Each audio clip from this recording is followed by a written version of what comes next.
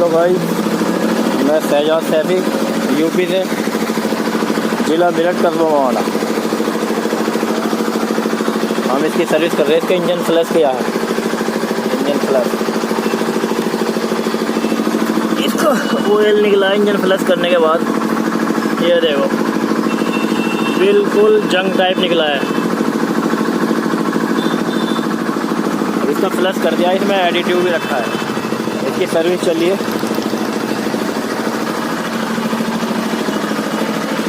Brake pad बिल्कुल new brake pad है इसके। कैलिबर ग्रीस कर रहे हैं, ब्रेक साफ कर रहे हैं इसके। इंजन फ्लश करा है इसका।